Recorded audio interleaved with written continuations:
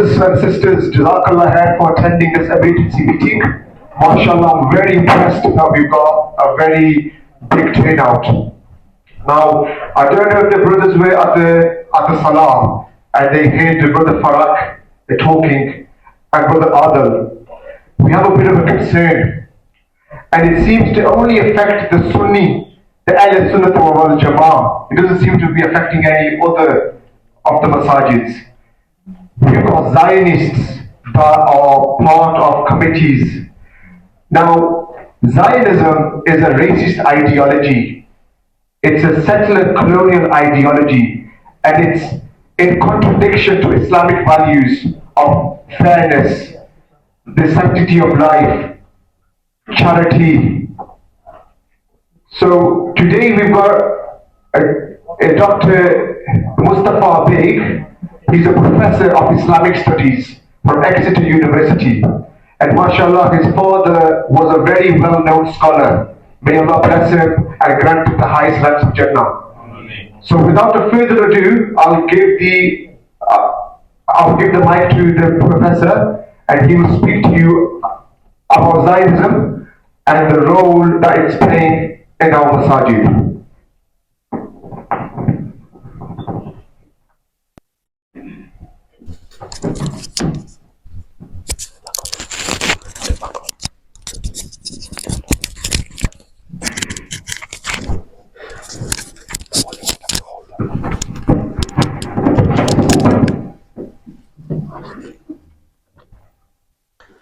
نحمده ونصلي ونسلم على رسوله الكريم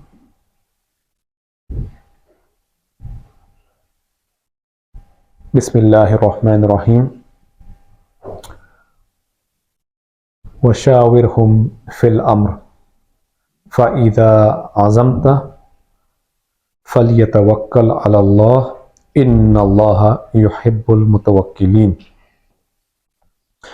وفي مقام آخر إن الله وملائكته يصلون على النبي يا أيها الذين آمنوا صلوا عليه وسلموا تسليما اللهم صل على سيدنا مولانا محمد وعلى آل سيدنا مولانا محمد وبارك وسلم الصلاة والسلام عليك يا سيدي يا رسول الله وعلى آلك وأصحابك يا سيدي يا حبيب الله.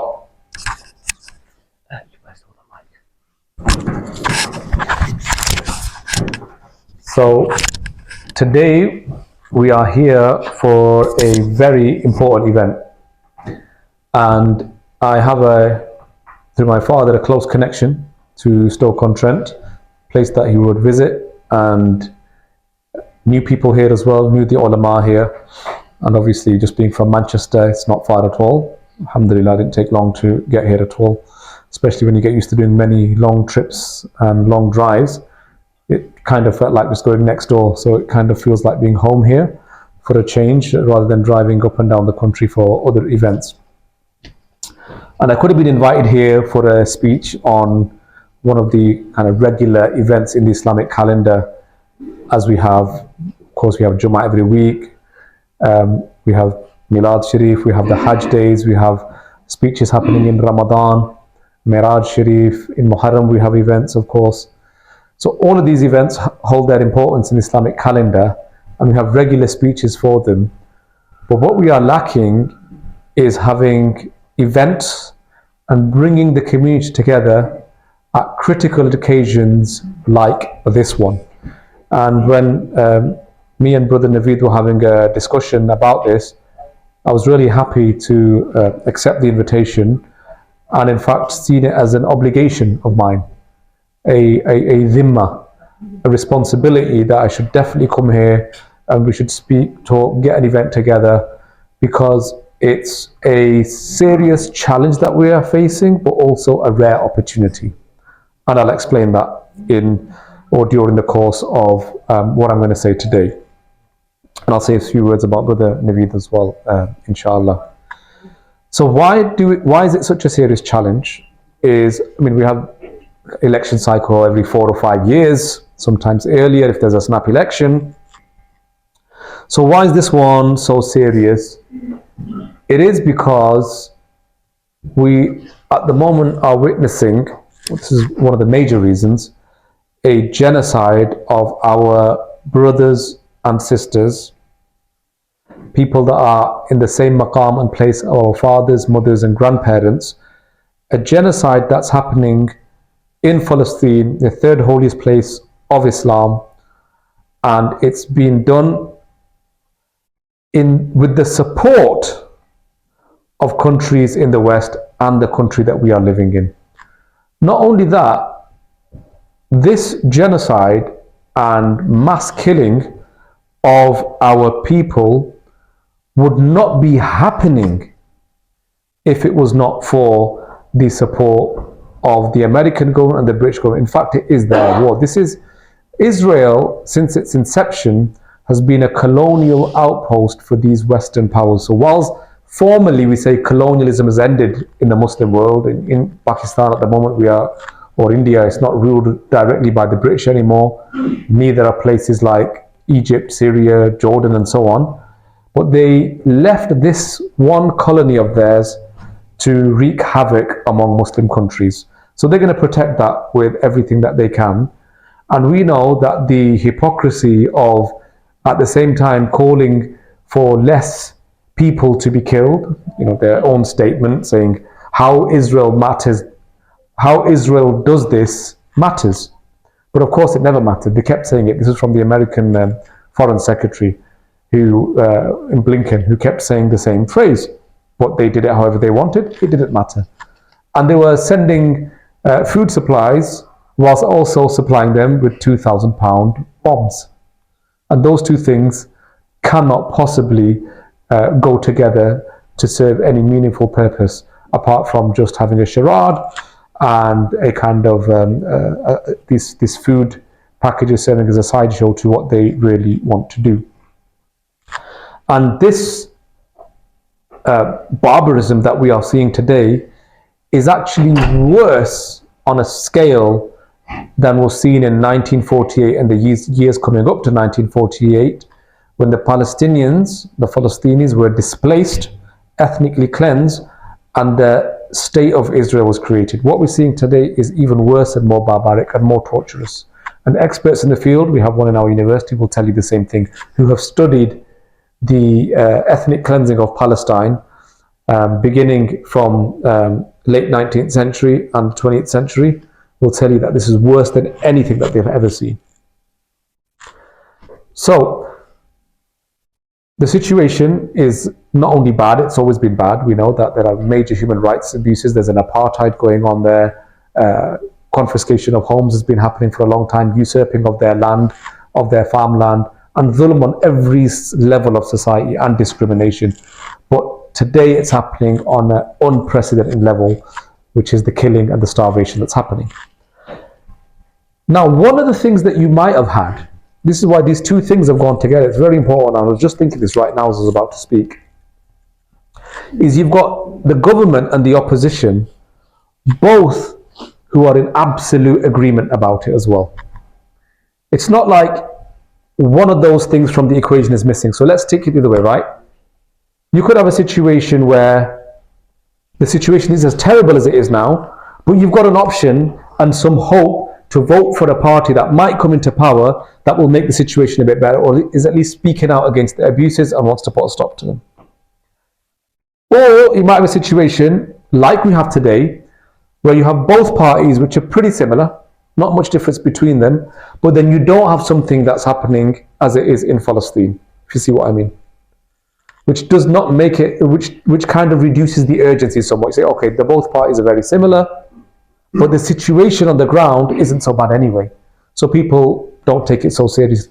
Now the situation is very serious and we don't have a choice either. That's why it's a really bleak situation. We're living in very, very dark times in terms of what's happening in Palestine and the politics of this country and the choices that we face. We don't really have a choice. And we know how bad it is. This person who is likely to win the election on Friday, is it? Thursday. Friday, we'll have the results Friday morning, July the 4th, is a person that was asked very clearly, and he's supposed to be a human rights lawyer, was asked very clearly on radio live what he thinks about the idea of cutting off water and energy and essential supplies to the Palestinians, and he said Israel does have that right in his view. He, live on air, contradicted the principles of international humanitarian law, where it's illegal in the laws of war to starve a population. To use starvation as a weapon of war is illegal unanimously. We don't want to talk about the ethics of war in Islam. I mean, our morals and principles are much higher than this. This is something that you're not allowed to do Islamically or in international law today. And he said he believes Israel does have that right. That tells you how depraved he is. And we know what he just said about the Bengali Muslims as well. And that was just something that, Bengali was a word that he used. He could have well easily said Pakistanis. He could have said Kashmiris if that's a separate thing, or, Indians or whoever else that is, right? So you know where he stands. He doesn't stand for anything, basically. Wherever the wind blows, he will go. He's the same person that supported the previous leader of the opposition and said he regards him as a very good friend, and that will make not a good prime minister, a great prime minister. And now he's saying he didn't really mean it because he thought they were going to lose. I mean, you can disagree with a lot of politicians, but that level of nifaq and hypocrisy, I don't think we've seen in any politician to that degree. That degree of hypocrisy. You'll find videos of his in a room like this with a Palestine flag behind him saying, end the occupation or boycott apartheid. And today, look at him following the people that he thinks are going to win him the election. And I just talked about the previous election. We did have a choice. That's why this one is very, very serious. You had a leader in the name of Jeremy Corbyn, who a lot of Muslims got behind.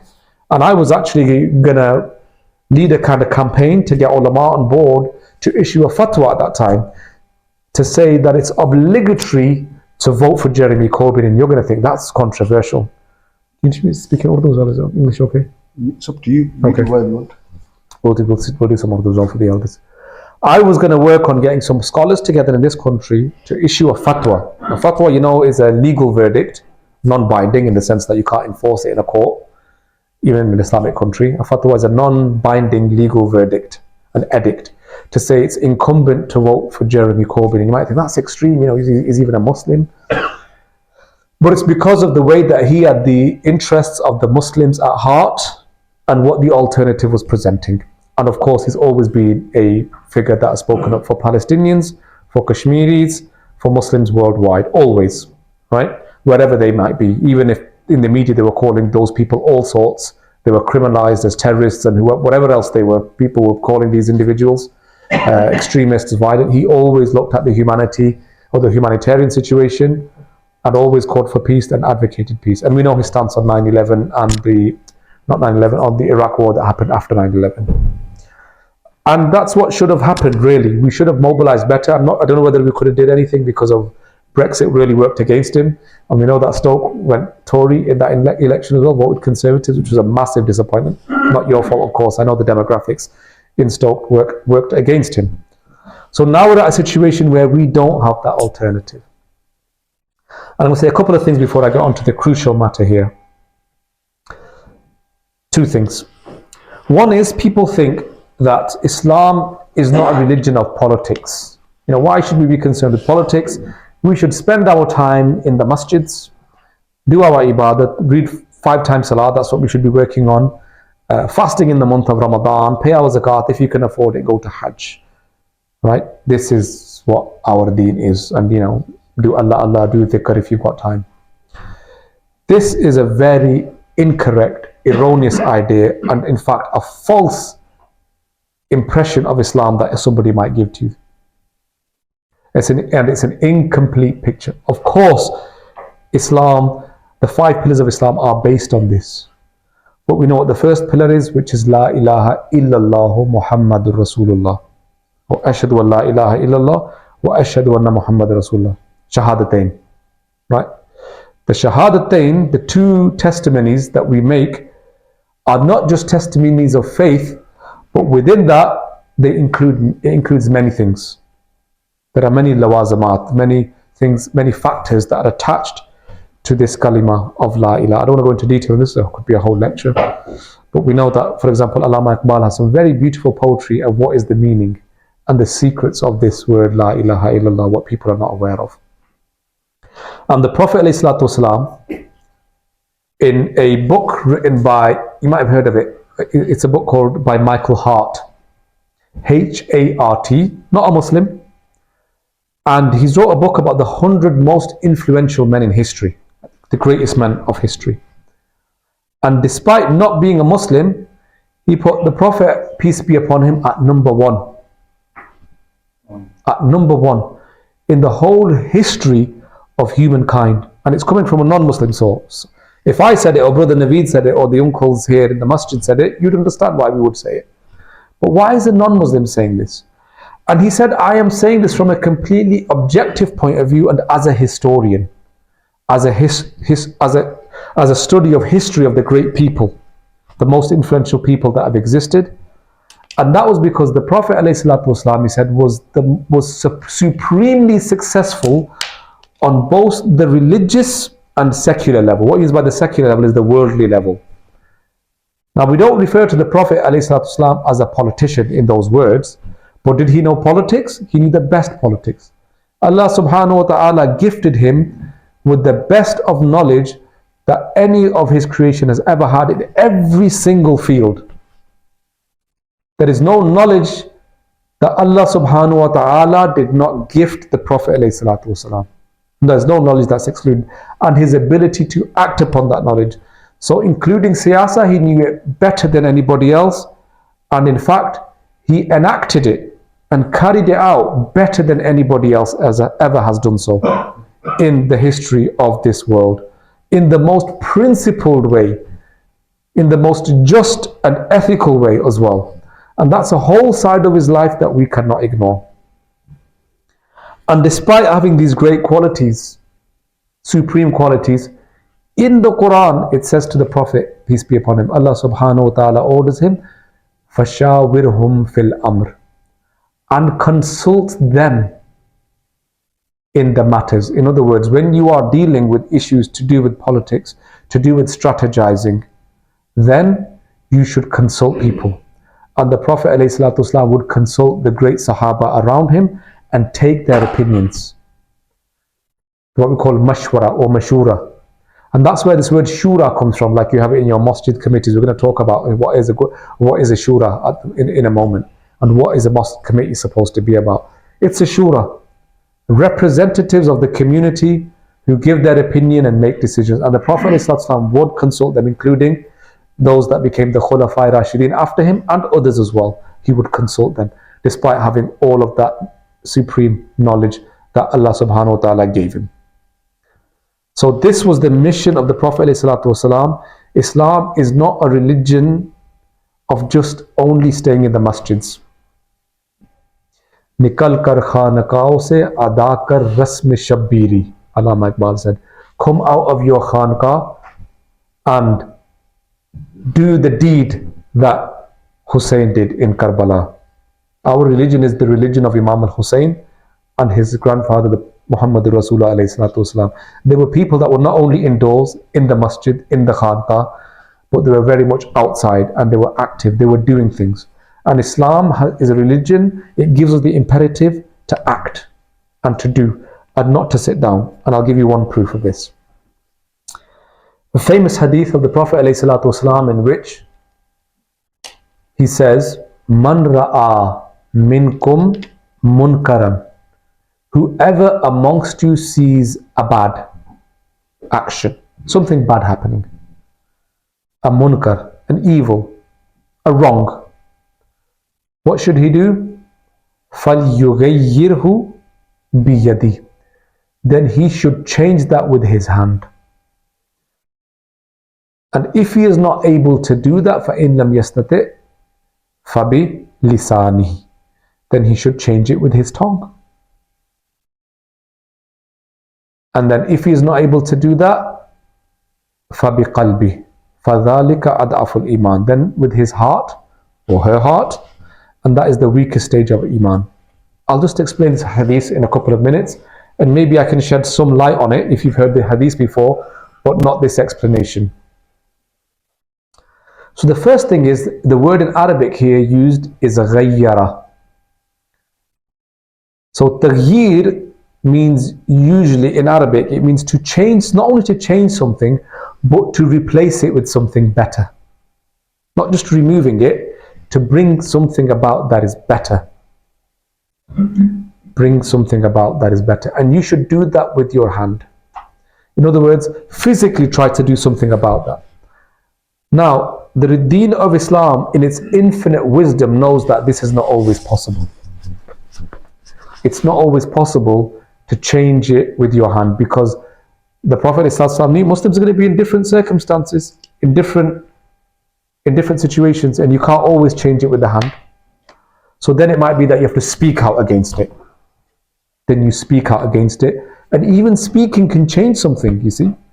Change it with your tongue. You might say, I understand I can change something with my hand. How do I change something with my tongue? My tongue can speak, and it can eat, and it can taste, and it can drink. How does it change something? Because that is the power of words. The power of words can bring about a whole revolution, one speech, and we know this from history. So change it with your tongue. Speak out against it. And then if not, in your heart, consider it bad. And when you consider it bad in your heart, that's not doing anything at all. But the Prophet ﷺ is in this hadith indicating change can happen even with the heart. So then what is it when it's in the heart? These three, if you like, these are moral imperatives of the believer, moral categories of action. It's our call to action. The last one, the Prophet ﷺ said, is the weakest stage, because this is a feeling. Imagine if a person sees evil, like we are seeing in Palestine, or like we might be seeing on our streets here, locally in Stoke, and doesn't even feel bad about it. The Prophet ﷺ said, changing it or with the heart and feeling that it's bad in the heart, what is that? Ad'aful iman. That's the weakest stage of iman. The weakest stage of iman. Ad'af. For anybody here who knows Arabic, this is what we call siga ismu tafdil, the comparative degree. Now, ad'af means the weakest. If I was to ask you, what is below weakest? The Prophet ﷺ said, this is the weakest stage of iman. What is lower than weakest? Can anybody tell me from a grammatical point of view, even in English? Pardon? Anyone think what might be lower than weakest? Not having iman. Because you've got a circle of faith. At the top is changing it with your hand, then with your tongue, if you're not able to. And then the lowest is this ethical consideration or anger inside the heart, discomfort. I can't feel right about this. If you don't feel right about it and you just carry on as normal, that nothing is wrong, then you are out of that circle of iman. Then the Prophet is saying, you may as well not call yourself a believer. You may not as well as be a Mu'min. And that's why Islam is a religion of change. The words to change are in the hadith. On the other hand, you might have people on the other extreme who don't feel anything in the heart, completely apathetic, don't care. What are you doing calling yourself a Muslim? Because a Muslim is not about this. A Muslim at least morally feels repulsed, sickened, horrified when they see bad happening in front of them. But then on the other hand, you have people that are assisting the dhulm, are participating in the systems of oppression, of evil, of wrongdoing. The Prophet ﷺ said, whoever mammasha ma'a whoever even walks with an oppressor, with the intention that walking with him will be seen as support for that oppressive ruler, then he is not from amongst us. He's not a believer. Just walking with an oppressive ruler. On the other hand, kalimatu haqqin inda sultanil ja'ir fajihadun. The Prophet ﷺ said, whoever speaks a word of truth, kalimatu haqq, one word, kalimatu haqqin inda sultanil ja'ir. Ja'ir is the same meaning as zalim. In front of a zalim ruler, that is a jihad. We only think of a jihad as a physical struggle. What you people are doing here today, what our brother Naveed is doing, is a jihad. I know it's being recorded, I've got no problem saying it, because that's been described as that. Now, even if there are some discussions on the strength and weaknesses of certain hadith, you do have this. But when it comes to virtues and vices, you can use these kind of hadiths anyway. It's a very important and powerful hadith. Today in our communities, in our masjids, we've got people who are assisting the zalim. And I just read to you the hadith, what says that. Those people who you see amongst your ranks that are not helping and doing their all to help the oppressed, to help the believers, but instead are assisting the oppressors, they need to be challenged, of course, with good etiquette. Where that's possible, we should be doing that. We should be counseling them, advising them. Advise the people that they are on the wrong path. This is what dawah is. Amr bil ma'roof wa nahi anil munkar is part of our deen. It's in the Quran.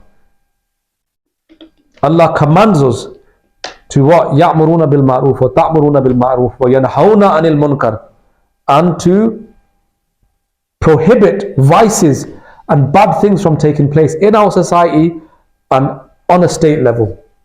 Every believer has this duty. Of course, you should have the right level of knowledge and wisdom to do it, but as its core duty, the essence of commanding good and forbidding evil, is a duty of everybody. We should be doing this. So if we see that with the best intention and sincerity in the way that we do da'wah to other people, we should be telling them of their wrong ways, that this is what you are doing is not correct, because by this you are going to be complicit, aiding, supporting the further killing of Muslims around the world, and for Muslims in this country to be further discriminated against. We know what this past government has done, and this is why we spent so much effort, at least I did anyway, as much as I could, to try to get Jeremy Corbyn elected. It didn't happen, and we've seen what's happened. The alternative. This has happened because this government is fully backing the genocide machine that we are seeing today. And imagine if you've got people that call themselves Muslims are going to support the same thing. So my brother here, Naveed, who I've got to know, it's not been that long, but I found him to be a sincere and principled brother. We don't have enough people on the front line here. We need them, and we should be supporting them.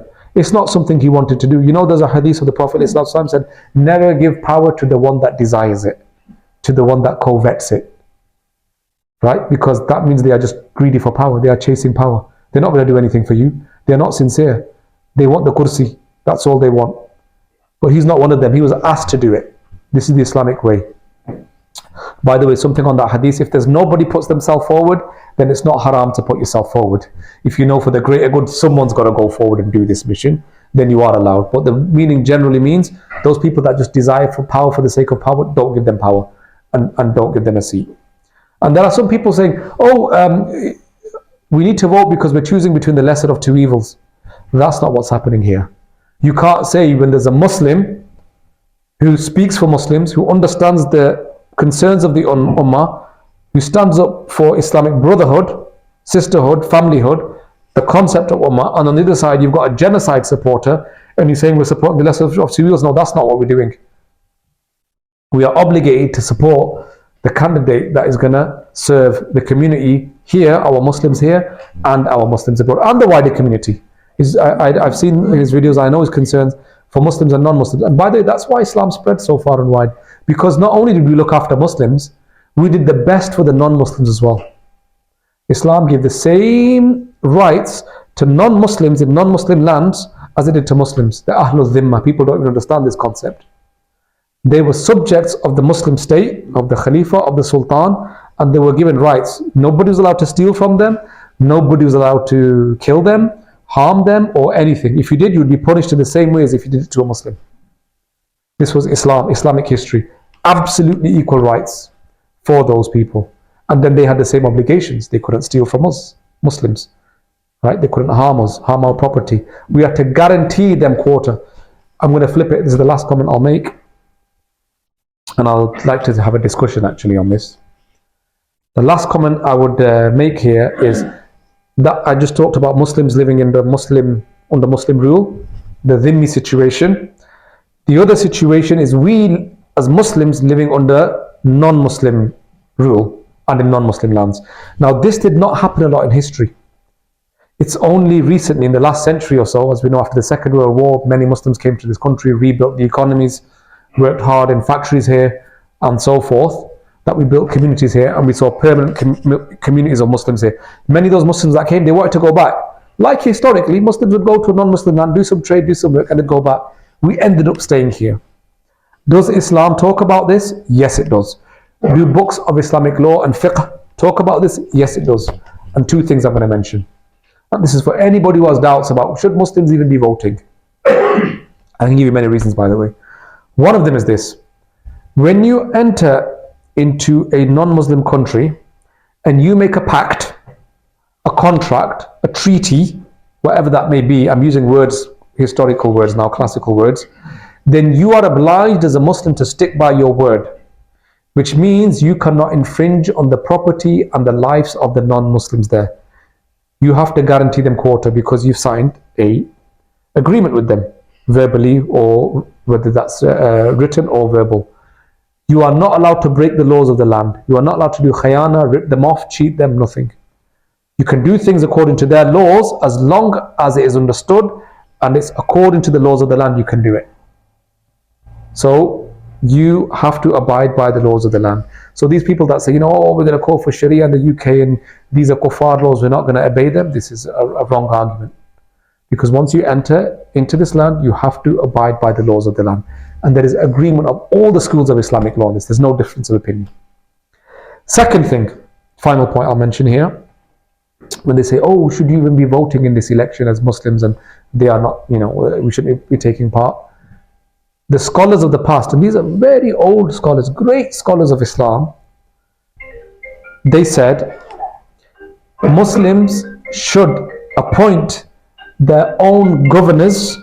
They use the word governor in those days. It was like an MP today, right? An MP or a political representative in those areas where there are Muslims and a non-Muslim rule. They should appoint their own representatives or request the government to appoint a Muslim representative or a governor from the area where there are Muslims. This is written in the classical books of fiqh. These people don't study, that's the problem. They are ignorant, but they love to get on the microphone, on the loudspeaker, on the megaphone, and they make speeches that it's haram to vote, it's not permitted to vote. In fact, it's a duty to vote for us. If you're in a situation where it's not going to make any difference, that's a different point.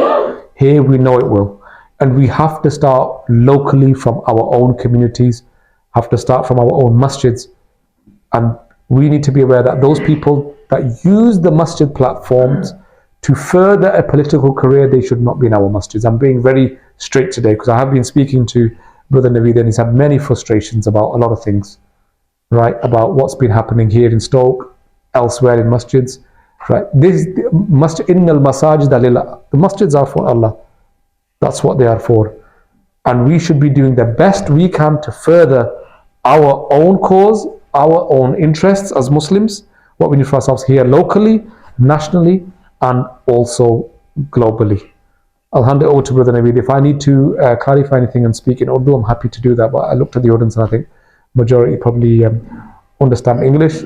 Questions, discussions? Jazakallah khair for that. We'll open the floor to some questions. So my uncle, he's put his hand up first. So Judge Baig, please go ahead. There's an Islamic principle. I mean, I take a lot of issues with a lot of what you've said. Please. And I don't want to make a scene. I just want to point people. No, we're here for a discussion. My understanding from Islamic faith, from Islamic principles is that anything that disagrees with Islam, i.e. kufr, it's kufr. And everything that agrees with Islam is also kufr if it's not based upon aqidah, iman from Islam. Number one. Number two, I wouldn't have minded so much if you would have said, we're in a situation where we're between a rock and a hard place, and for that reason, let's become pragmatic and let's take the lesser of the two evils. But you've not gone down that line. You've gone down a line that I would say is a lot more severe in my judgment to say, you would have said that it's fard, or you would have issued a fatwa that it's fard for us to vote for Jeremy. That was my opinion. I'm not saying every ulama would have followed it, but that was my opinion. You mentioned it was a fatwa that you were going to do. My opinion. Combining with Islamic scholars, and you mentioned the word ignorance as well, and that, I'm going to call you to account on that in a bit. No problem. But, it was the Labour Party that actually has done more destruction to this Ummah under Tony Blair over the issue of Iraq, where over 2 million Muslims were butchered, and there were millions of Muslims and non-Muslims marching in the streets of London, and they couldn't have cared. They couldn't have cared less. So this, what we're going through is just another cycle of the same facade, the same wizardry of these political parties, and you mentioned they're the same. And Jeremy Corbyn was a representative of them, and he's got his own issues on the issue of Syria, Russia, his views on socialism, etc. But I wouldn't have minded so much. I wouldn't have been so. My blood wouldn't have boiled so much had you said, "Look, we're in a really weak position here." But by the fact that you're going around saying that it's your opinion, that it's for Muslims to vote, for me, I'm like a little bit staggered. If you could elaborate on that a little bit. Happy to do that. I really am staggered about that. I'm happy to do that. And I'm also happy that your blood's boiled a bit. It means there's, the warmth of Iman. Hararatul Iman. And that's my uncle as well, so be gentle. Okay? Of course. Just as gentle as he was to me, I'll be the same back in gentleness. So there's a number of points there. I'd like to take them all on. And I was very frank in my discussion. I feel like it's a place that I can have a frank discussion, right? Let's start with the lesser of two evils. Is your nephew, I don't have that same close relation with him. I can't use the word of lesser of two evils for Brother Naveed, who's a Muslim, and for the causes that he's fighting for. If I start saying, because I was referring specifically to his candidacy here and people like-minded who are like him, that this is a vote for lesser of two evils, it's not. He's a Muslim and who is fighting for good causes and especially fighting for saving the blood of our Muslim brothers. How far he'll get in that is a different thing. And that's the verse that I mentioned in the Quran. Once it says you consult, shawirhum fil amr, فَإِذَا عَزَمْتَ, and once you have made your decision, and this is what we're going to do, what should you do then? Then put your dependency on Allah. Tawakkul ala Allah, right? Leave the rest to Allah, and verily Allah subhanahu wa ta'ala loves the mutawakkilin, those that depend on Him, who leave it to Allah. But you got to do your bit first. I'll just mention a quick hadith whilst I'm talking about this. A companion came to the Prophet ﷺ in Masjid al-Nabawi and said, I have left my camel on Allah's tawakkul. Right? Just left it outside. The Prophet ﷺ said to him, Aqilha fatawakkal. First tie your camel and then do tawakkul. And this becomes an Islamic principle, a proverb, to tie your camel first, do your bit, then depend on Allah subhanahu wa ta'ala. Of course, we should be doing dua in the masjid. No doubt about it. After every salah, at home, in safar, in hadar, we should be doing this. But you have to do your bit. You have to take action and then depend on Allah subhanahu wa ta'ala. Without any action and expecting things to come, this is not the instruction that Allah subhanahu wa ta'ala has given to us.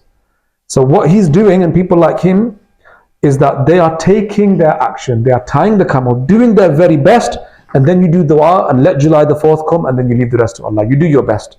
But you got to do your bit and tie your camel. So I can't use the phrase lesser of two evils for my brother, somebody like Naveed, who I've seen in whatever situations and seen his campaign. That word you cannot associate, because the Arabic term is akhaffu dararain. It's again the comparative degree. When I said ad'aful iman, akhaf from the word khawf. That means there are two evils and both of them are in the box of evil. You've got a greater evil and a lesser evil, right? A greater evil and a lesser evil. That means in a way, it's the same thing when I explained the iman stages of change it with your hand, with your tongue, or in your heart. That means I would place this brother, or let's not say it's Naveed because his uncle's over there. He's going to say, that's my nephew there. You can call him whatever I like. But in that circle of evilness, I'm going to place this brother or another brother, and I can't do that. I'm not saying by voting for a Naveed, you're voting for a lesser evil. No. You are voting for something great and good. And that's why I'm here. I've traveled for it. To get people out there to say, right, what are you doing to tie your camel? How many people are you going to call on the day? What are the imams of this constituency doing? To ring people, to tell people that get out there on the day and vote for Naveed. Because that is a vote for Palestine, it's a vote for Islam and for Muslims and the interests of Muslims. The other way is a vote for continuing genocide, right? Each single MP in that place, each voice in Parliament does count. It still counts. Whatever change happens and doesn't happen slow is not always, we wish we could have change overnight. It doesn't happen overnight. But you got to keep working, you got to keep pushing. Did Islam spread over all the Jazeera in a single night? It didn't. You kept pushing. On the point of the basis of even if it's correct has to be from Iman, I didn't quite get that, because of course we're not saying that it doesn't have to be on Iman. But if you've got a situation, and we'll take the Jeremy Corbyn example, this was my opinion. I didn't force it on anybody, nor did I push it in that sense. But I felt like that this is a consultation that should happen with ulama and scholars. If they didn't agree with it, I would let that go. Because I'm not saying I've got the final judgment. I said it was my opinion to try to ask scholars, because he was a person, the reason why he lost that election, uncle, you know very well why he lost that election. Who brought him down in that election? The election before, he was very close to winning. It was a very close call. He almost won it. Within those 4 years, we know that Brexit was a factor, and we know that the pro-Israeli lobby was absolutely after him in every single way possible, brought him down, because they did not. And that in itself should tell you that that was a good candidate for us to have as an MP, because of the fact that they did everything to bring him down, meaning for him to have won was a big problem for them, because that would have been support for Palestine. And we know that he's countless times he spoke up for Muslims in this country and also against the Iraq war. He was a consistent voice against the Iraq war. As it comes to Tony, and I didn't mention the Labour Party, by the way. I don't call for people to vote for the Labour Party. And I'm here to tell you today, don't vote for the Labour Party. So I'm not a Labour Party advocate supporter. I've just given my views on Keir Starmer and what that person is about, what that monarchic hypocrite is about. I mean, it's probably, it's a toss of a coin whether you're going to get Labour or Tory at this time. He's just trying to be whatever. He's not even presented himself in any way as standing for any message whatsoever. All he's saying is he's not Conservative because he knows they're losing. You could put a statue in front of Sunak and they'll win this election. And he knows that, right? You don't need anybody really charismatic over this with a strong message to win. And he's trying to, what he thinks is playing it safe, let that boat just keep coasting and please the main stakeholders in society, the media, the Israeli lobby, and so on, to win that election. So for Jeremy Corbyn to come in, you saw the reaction, and every day there were Zionists, Israelis, the Israeli lobby were working against him every single day. That in itself should tell you that he was a candidate that we should have had, and he's consistently spoken in favor of Muslims. Other politicians may not have, and we know that many of them haven't. But he's got a track record, and we have to do what is in the best interest of our communities. We live in this country. I think this is something what people forget often. We live in this country. We as Muslims have got issues that need dealing with. If you are not going to have good political representation, how would you expect your affairs to be sorted out or looked after if you have zero political representation? If you keep getting annoyed, this is a problem with our community. We keep getting angry, we keep shouting. In the mosques, we keep doing things, but we don't do any action. I'm all for action, and I think on there we're probably on the same page, but it's about what kind of action we do. So the action is not happening, but we moan about it. We probably talk the most in people's houses when you've got a dawat, or when you're in restaurants, when you're in takeaways and cafes. We're always talking about things, complaining. We're a great community at complaining, a great calm. Whether we are here in England or whether it's in Pakistan and Kashmir areas, I've seen it. We're great at complaining, but we're really rubbish and terrible at mobilizing and forming strategy and thinking properly in order to safeguard our own rights, to protect what we want and what we need to do as Muslims. We've got a big battle about freedom of religion at the moment that's happening. It's getting worse and worse in terms of how we can express our own religious beliefs. The more people you're going to get who are hostile to your deen, the harder that is going to come for you. The harder that is going to become for you. What is your solution? I mean, do you want to abide by the laws of the land or not? You are going to abide by the laws of the land. But the only way that you can either protect yourselves from worsening laws or trying to affect the change of where the laws get made in Parliament.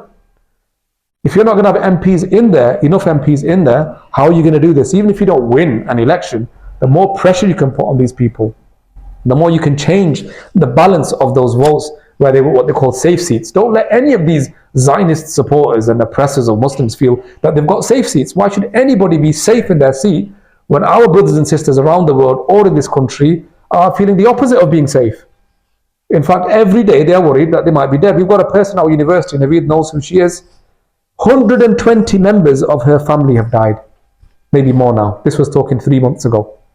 120 members, that's including extended family, her in-laws, and so on, in Palestine. This is what we're up against at the moment.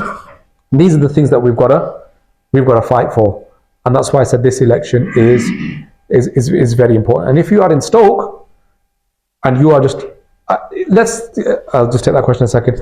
Let's say our brother Naveed is very close in winning this election, but he loses out just because people didn't bother to vote, or they thought that voting was a bad idea because of, you're voting for something that is a system which is not Islamic and so on.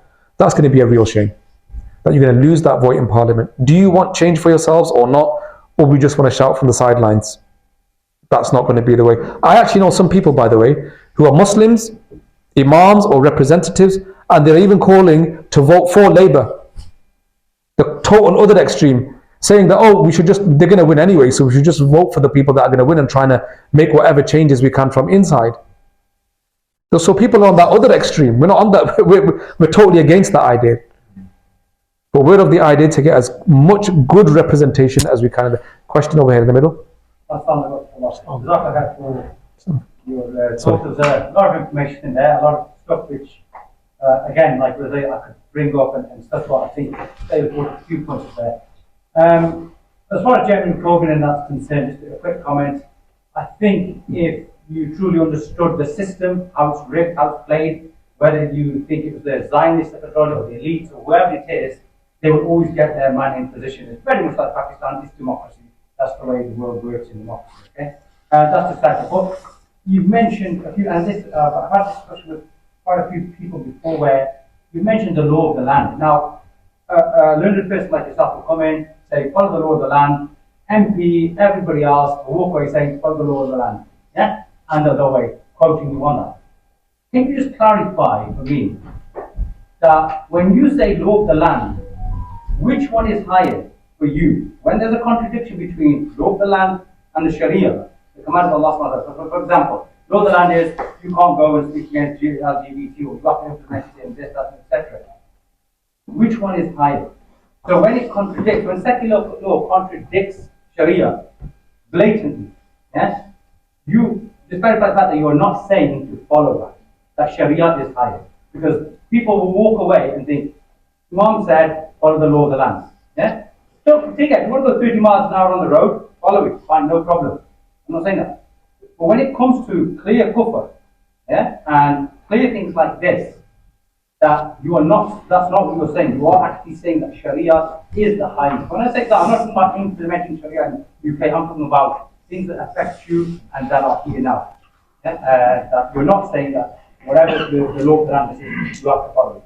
Because this is a misconception that is set out many times, and people walk away with this idea that Imam Saab, MC, whoever said, follow the law of the land. Okay, so take both of those 2 points. The election of Jeremy Corbyn, because we are here talking about the politics, and you've raised it. It was just a side point I wanted to mention, because I'm more concerned about this election now, but I'm going to talk about that a little bit. When you said it, the system is rigged, I mean, we saw what happened to him, basically, right? But that is an implicit acknowledgement of the point that I was actually making, that the way that the system was rigged against him, the people that brought him down, shows to us that he was the candidate, or he would have been a good voice for Muslims in the options that we had, because why would they bring him down? And you'll be surprised, and I do see the bigger picture, by the way, that the predictions across the media and everywhere else was that he was going to do in fact, he's within a few thousand. If you look at the proper analysis of that election and those seats, because we look at it by seats, some seats he lost by razor thin numbers. It was just a few of those seats. If they had turned, and we know what happened, everybody thought it's over for him. He actually stayed on as leader of the opposition. Nobody thought that was going to happen. All the media was stacked up against him. He, in fact, defied all odds. And they said it's the end of the print media, because the print media did whatever they can, but social media won it out. So that's not quite accurate in the way that you've said it, because yes, the system was rigged against him, but he surprised so many and upset so many of those predictions. The polls had it all wrong, and that he was very, very close to winning. And that shows the power that it was actually possible. My point wasn't just the Democratic themselves. Yeah, democracy's got. Jeremy Corbyn is a different. Yeah, democracy's got enormous problems of itself, and I'm not here to advocate democracy within a system which is a system called democracy, and we are trying to get the best of that system. Now, let's tackle that. I mean, I could talk a lot about this because this is what my PhD thesis is on, about Muslims in non-Muslim lands, right? And more from a legal point of view, in terms of Sharia and jurisprudence. So we have to go back to the works of Islamic law on this. First point is, did Muslims in the past live in non-Muslim lands where there were non-Muslim rule? Yes. Were the rules Islamic? Of course not. We are not in a unique situation now. This is what people often misunderstand. You have modern saying, right, we need to have a new type of fiqh to deal with new situation of Muslims because we're living now as non-Muslim minorities. But wait, Muslims lived in this situation. I don't call it minorities in my language because that's a modern concept of minority and majority. It's an issue of living under non-Muslim jurisdiction. Did it happen before? Yes, it happened. Was it the same as it is today? No, of course. Different historical times, different context, that's clear. So what did they say about it? We have to look at what did the jurists of Islam this is what I did. I looked at the very earliest scholars of Islam till today. What did they say about a situation of a Muslim living under non-Muslim land? And I can tell you, I don't want to go into detail on this, there were Muslim scholars who didn't allow it in the first place. At all. That would be, I don't want to misunderstand your view, but that would be a more consistent view with what you are saying. Because that view does say that by living in a non-Muslim country, you will be subjected to non-Muslim laws in some way. And that's not permissible. So they said you are not allowed to do it in the first place. That's a consistent position for me. So the other schools that allowed it, how did they allow it? For example, some said, oh, it's only temporary, and so let me give you an example. إِذَا دَخَلَ الْمُسْلِمُ دَارَ الْحَرْبِ تَاجِرًا. If a Muslim enters non-Muslim land as a trader, or they say aminan, with a safe conduct, with a treaty. So you've got the idea of entering into a non-Muslim country and at the same time, peaceful means, not just by warfare, as a trader, or with some sort of covenant of security. Those two things go together. It's not a contradiction. You can enter non-Muslim land, not by way of jihad, or as a military or as armed forces, but you enter into a non-Muslim land peacefully. Amana, same root as mu'min, peace, security. You enter in a state of security. Now, once you've entered into a non-Muslim land in a state of security, of course, there's going to be non-Muslim rules there. We have non-Muslim rules in Muslim countries as well, by the way. We have some countries which are very secular. We have grades of it. Right? I've seen some people, just telling you this, I'm not saying it's my view, they say, you know what, I feel like I can live a better life as a Muslim here than I can in some of these Muslim countries. So we have a whole other complication now, talking about what does it mean to migrate from a Muslim country and go to a non-Muslim country, because, what do they say? You can live in those countries, these are the other schools, by the way, as long as you can practice, this is what they say, your sha'a'irul Islam, the main duties of your religion. The main manifest symbols of your religion, like salat. Right? They don't force you to eat haram, like they did, for example, with the fall of Spain, where ulama issued a fatwa that they have to migrate. So if you, for example, in a state and they say the women cannot wear hijab, or you are, if you're caught praying, they will be arrested. Don't know what's going to happen if we keep getting bad governments in this country, by the way, how bad it's going to get for Muslims. But if you cannot act upon the fara'iz of your religion, the wajibat of your deen, then hijrah becomes wajib, as it was for the community of the believers from Mecca to Medina. It says it in the Quran, it's called the Hijrah verse, Ayatul Hijrah.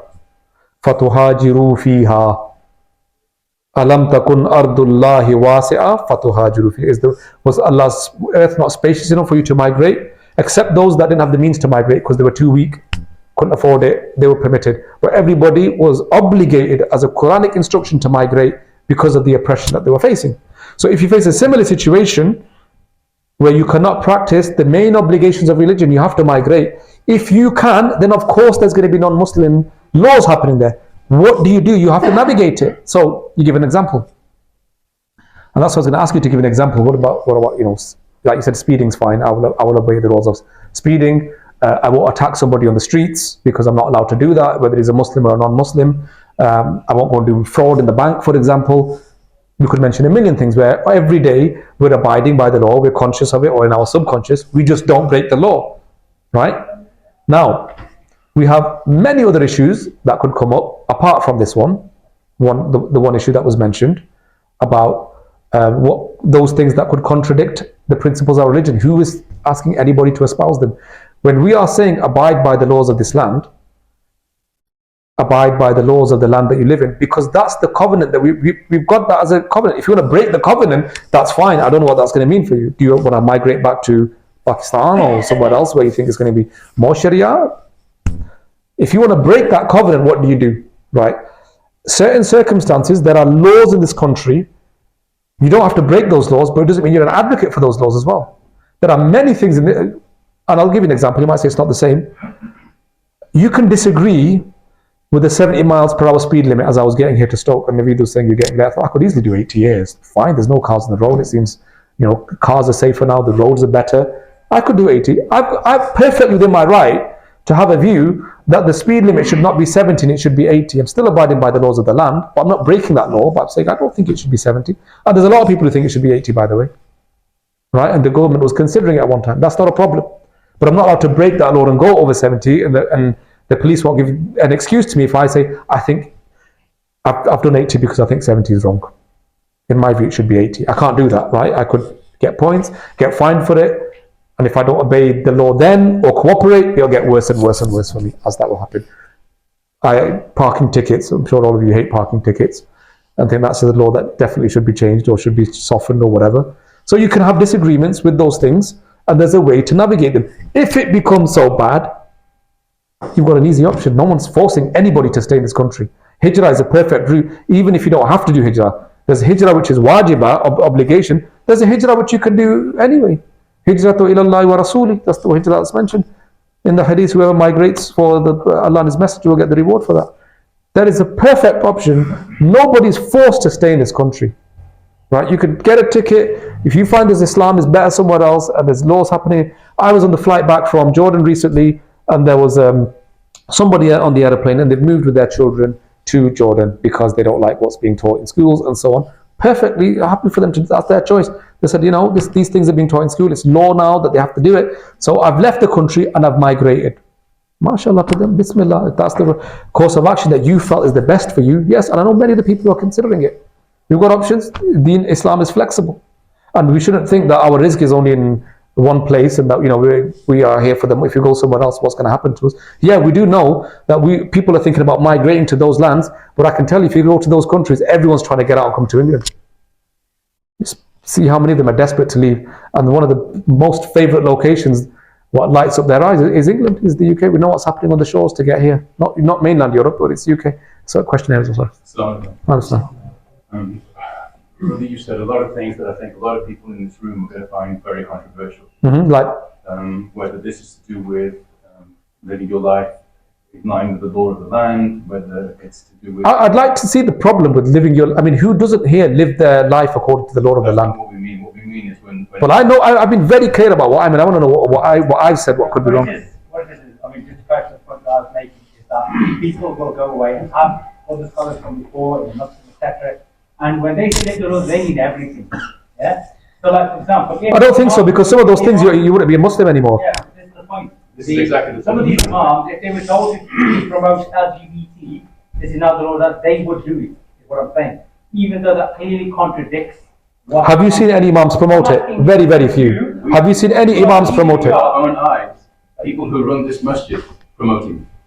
Imams. Not imams, people who run the masjid. It might be committee people. I mean, I've talked about committee members already and support of Palestine. Bring the conversation Yeah. If that's okay. That's fine about committee members. Where we're going with this conversation now, it's deviating from, I think, where the vast majority of us want to talk about. Let's talk about it. What we would like to understand is what advice or what comments you would make that would help us to remove these people who are currently running our masjids, who are in the pockets of Zionists, who are promoting LGBTQ principles.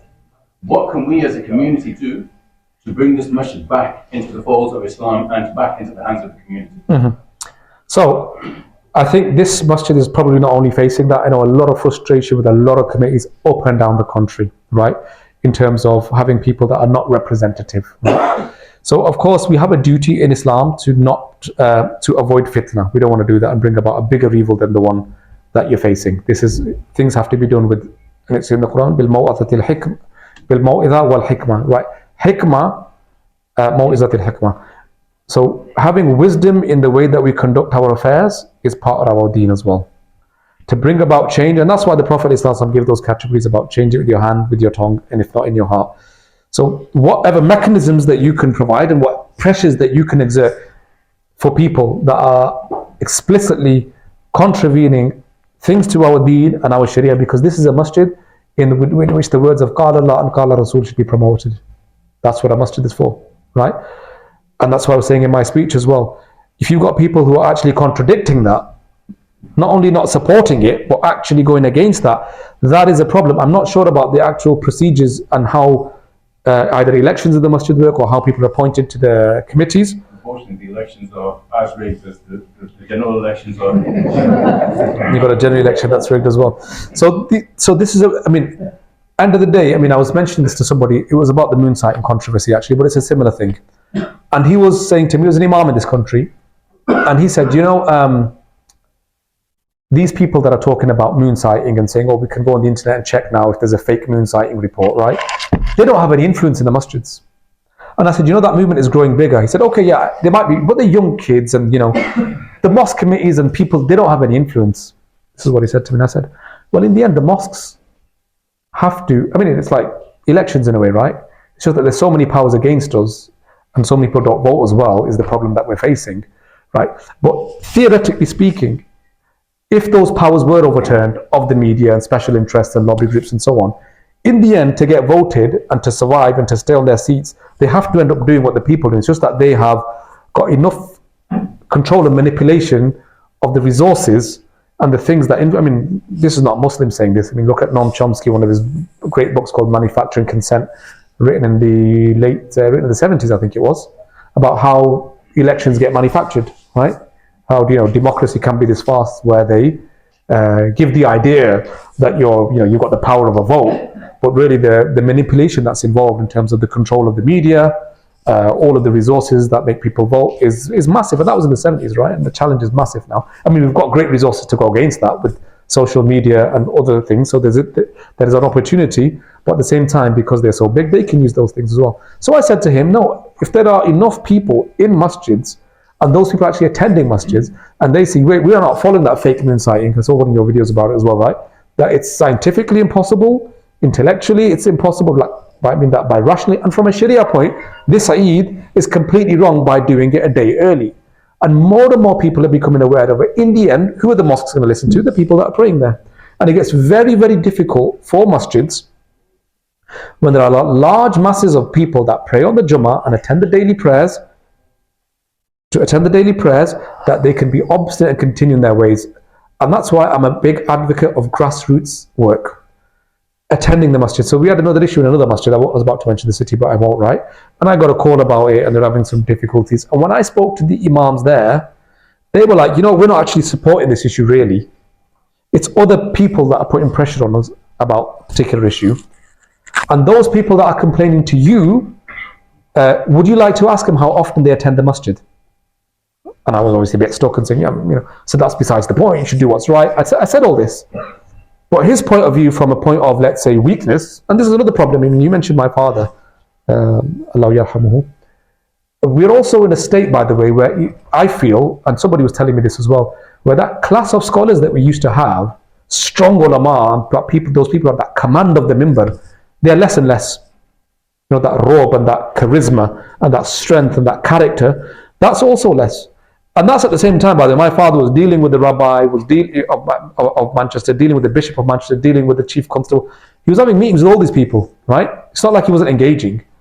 But when I see his character and the strength of his purpose, there was a lot more than you've seen. And not just him, don't want to single him out because my father, but a lot of them, they are kind of dwindling now.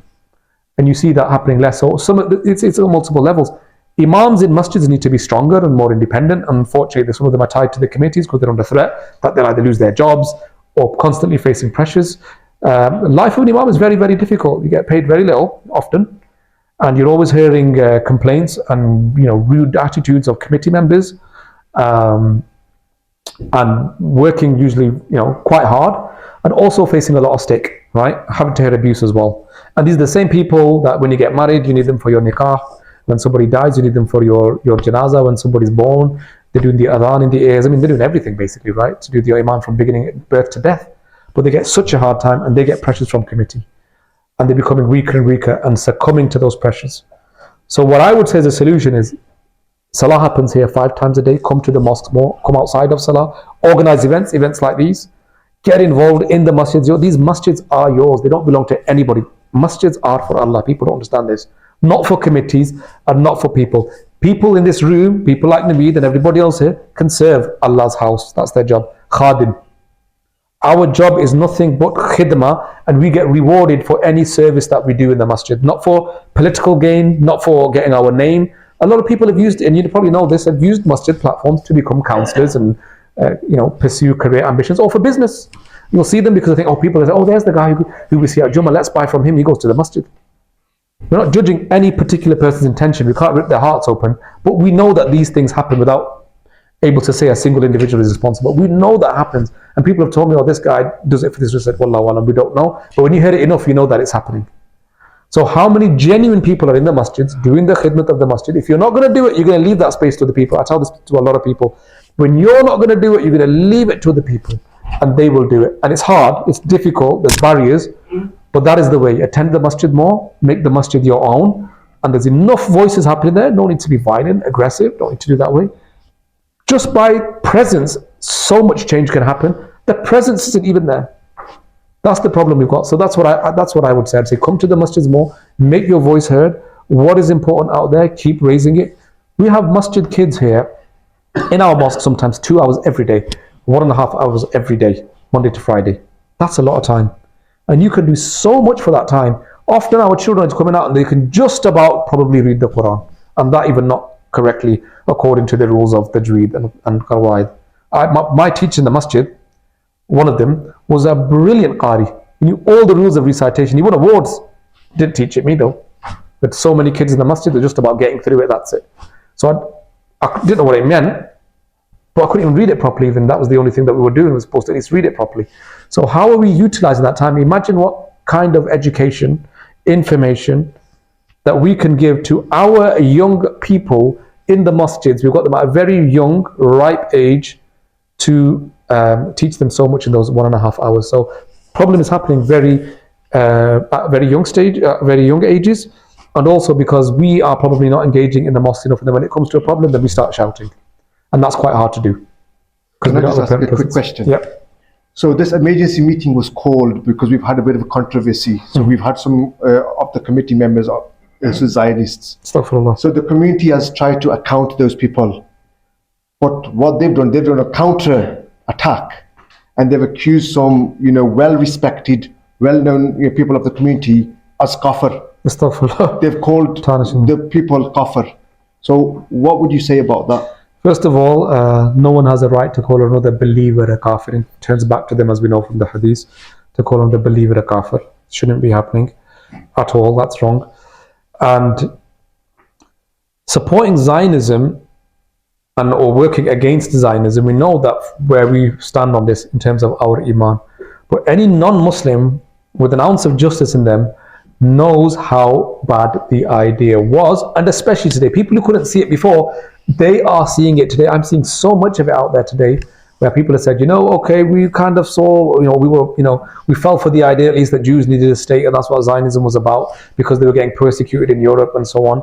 But look what they're doing with it now. Like, who in today's age could possibly, you've got an iota of humanity in your heart, justice in your heart, an iota of it, could you allow and find what's happening acceptable? And the annoying thing is, according to their own laws, they think that we are enlightened because we developed international humanitarian law. We're the champion of human rights and international law and the law of warfare, Geneva Convention, UN. That's what they proud themselves on, and they think that we are somehow backwards or not as good as them because they have these. Although we can talk about Islam and how Islam really was very advanced in these areas long before they were. Just compare the golden age of Islam with the dark ages that were happening here and so on. So anybody, you don't have to be a Muslim. As you've probably seen this quote, you don't have to be a Muslim to know what's happening in Palestine is evil and wrong. You have to be a human. It says in the Quran, وَتَكَرَّمْنَا بَنِي آدَمْ. We have honored the human. the children of Adam have been honored they've been elevated. They're in an elevated position because Allah subhanahu wa ta'ala has given intellect, rationality, and it's with those faculties of their rationality that they understand Islam. They recognize Islam as being true as well.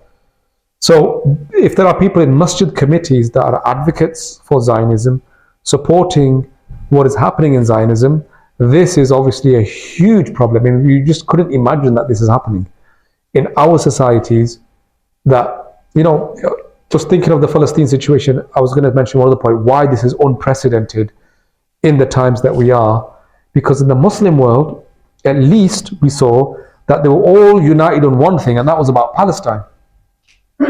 Then we've seen all these peace treaties happening and people suppressing their populations and their publics for speaking up for Palestine. This was never ever the case historically. So we're in very, very difficult waters now. Massive, massive challenges where you've got people living in the Muslim world. They heard the azan 5 times a day, but they are either not allowed to speak against Israel on what's happening, or they've just been conditioned not to do it, which is even worse. Then you're on that stage of the weakest stage of Iman, like you're even out of this, right?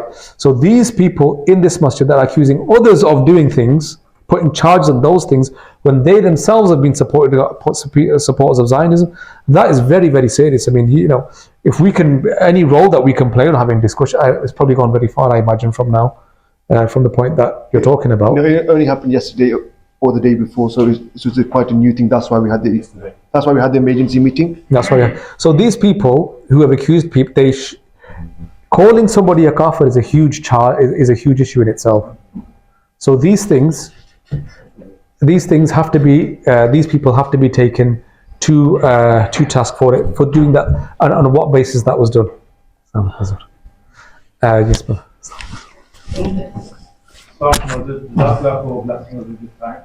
It's beautiful to see, mashallah, following the footsteps of your beloved father, Nazir Islam, Hazrat Alama Mustafa Baig, rahmatullah alayh. And just a couple of things I wanted to ask yourself. The situation, what's happening now with the situation with Gaza, is it not history repeating itself? Back in 2003, I was only the age of 13. You had Tony Blair, who's clearly a Zionist, taking the country to war, and like the brother mentioned before, killing so many innocent Muslims. And at that time, there was also Muslims that were part of the Labour Party, whether it was MPs or whether it was councillors.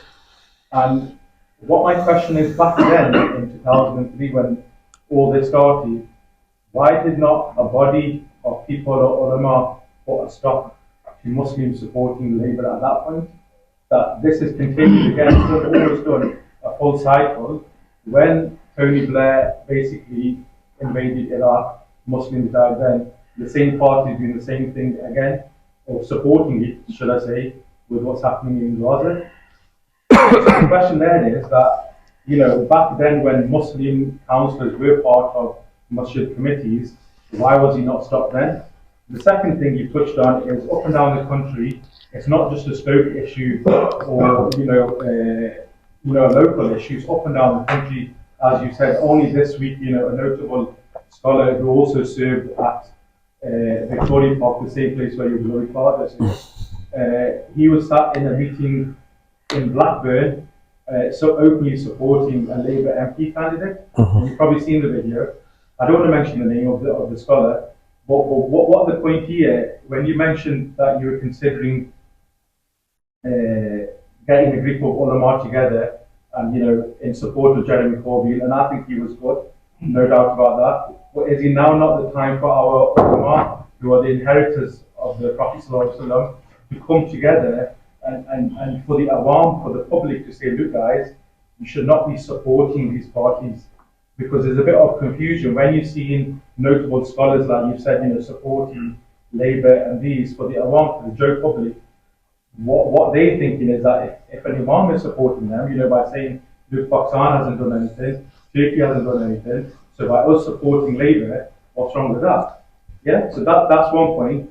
The other issue, what I would say, alhamdulillah, as you're aware, mashallah, you've also delivered talks in our masjid before. Your honourable father in our old centre, for many, many years, group, Qari Shabir, the late Qari Shabir, who passed away recently. And what my question here is that there's certain individuals in the community that see this as an opportunity to say, look what's going on in the Barelvi mosques, and seeing it as an opportunity to say, look, don't bother go there. If you want a Zionist influence-free masjid, come to our masjid. So I'd like to ask you, what would you say about that? And the second thing that you mentioned, the other thing that you mentioned was about the etiquette of solving this issue without causing fitna in the masajids. So before coming here, there was a word of that, if this doesn't stop on Friday, we will stop the Jummah prayers. So I'd just like Who will stop the Jummah prayers, sorry? No. We'll protest after the Jummah prayers. Not to stop the Jummah prayers, Okay. protest. Yeah, so what my question there is, whatever was said, what is the correct etiquette of dealing with this without causing fitna and fasad inside the house of Allah subhanahu wa ta'ala? And remember, that person is Zionist and he's accused Other people are of being kafir. And I was the person that did that after the Salah, and I think the brother had it wrong. I don't think he was there, he heard it from the third person. What was actually said was that we would then stand up at Jummah and raise the same question again if these committee members are not removed. Nothing about stopping the Jummah. Okay. You see, there's something at the back. Should we take that or should we take it? I'll ask after you. Okay. You know, when people people do extreme things, it often involves desperate responses and desperate measures back, right? So no one wants to stand up and disturb a speech or a protest during Jummah, or I'm not saying anyone's stopping the Jummah then, let's say, or even protest, who wants to protest? We all would love it if we didn't have to protest. But because of the actions, and I'm sure there's respectable and really great members of the community who have served the community at the masjid for years, that's not their way, and the thing that they want to do is they don't just stand up for no reason and start protesting and fighting and arguing. But obviously things are being said and things are being done which are provoking these kind of measures. So in terms of the etiquette of how to do this, I mean, the best way to start things is if we can solve things behind closed doors. Amazing, great. This is the best way to do things. You don't have to let them out in the public. What happens when that doesn't happen? You have open meetings, you have public meetings. It's still not happening. That's when you start leading to these things. So if it goes to that degree where they are calling people who are supporters of Palestine or protesting for Palestine as kafir, being supporters of Zionism, for example, as one thing, and then that involves a reaction and a protest, that is something that's, that will end up happening. It's hard for me because I haven't seen it and not too aware of the local situation here. I wish I was more. But then if that is what's necessary, and it's done again, like within the, maintaining the adab of the masjid. Remember, we're in a masjid, and whatever way you can do or whatever you can do to bring about that change, which doesn't revile in any way or disregard the sanctity of the masjid, that's very important, or bring about a bigger chaos than the one that's there, then I think that needs to also be understood. So it needs to be measured, I would say, and balanced in terms of what problem we're dealing with and how our action can resolve the situation. So in Islam, you have two things. You have a maslaha and mafsada. Everything has two perspectives. The amount of benefit it's going to bring and the amount of harm it's going to cause. These two things are always, it's kind of a dynamic equilibrium which has to be set in balance. And in fact, repelling the mafsada, the evil, has a priority in gaining some sort of maslaha. So if the evil gained from a certain action outweighs the benefit that you're going to get, then repelling the evil or avoiding that evil takes priority. That's an Islamic principle, right? Which is called daf'ul mafsada awla min jalbil maslaha.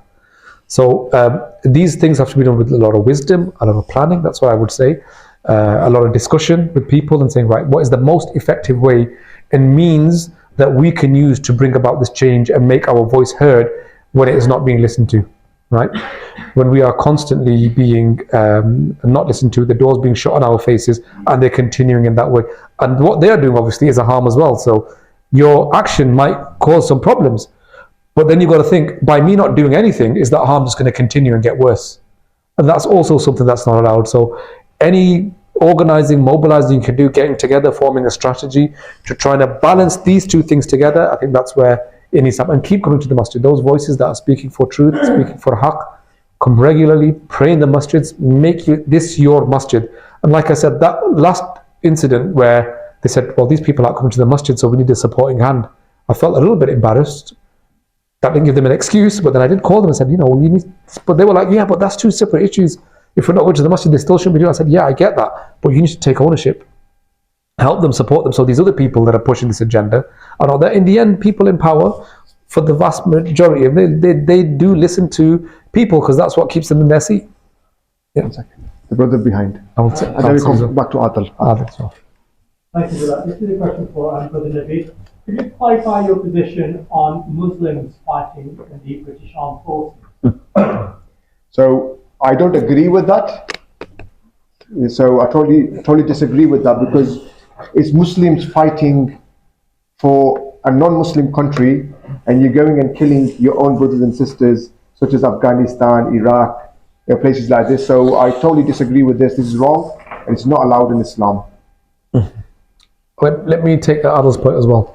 On the issue about the Imam saying something and saying, oh, this is in Sunni mosques or Brelvi mosques or whatever, I can tell you something, that corrupt ulama, Maulvis, leaders exist everywhere, and they always have done.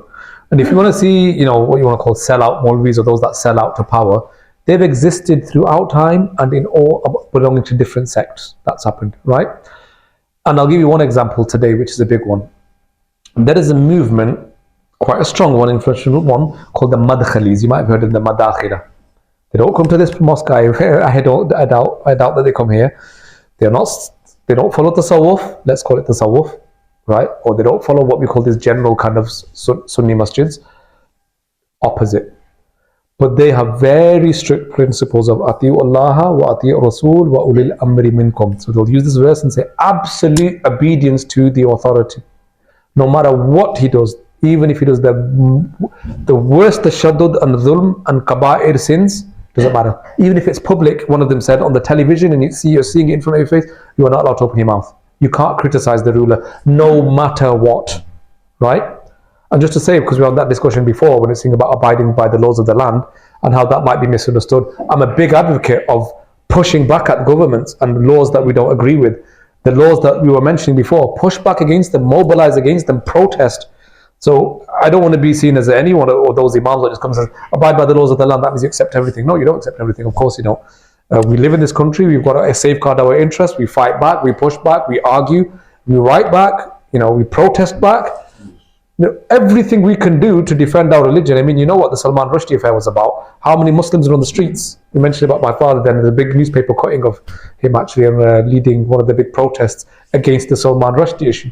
We didn't say, oh, because of the laws of the land, because of freedom of speech and whatever, we're not going to speak out against this book, which is an insult, a blasphemous book against our deen. The ulama were out there and they did protest. We go out there for Kashmir, for Palestine, and for all those other issues. We saw people about education concerns in schools, what are going on right now, outside the schools protesting. Some of them got in trouble for it. But they went out there and they did it.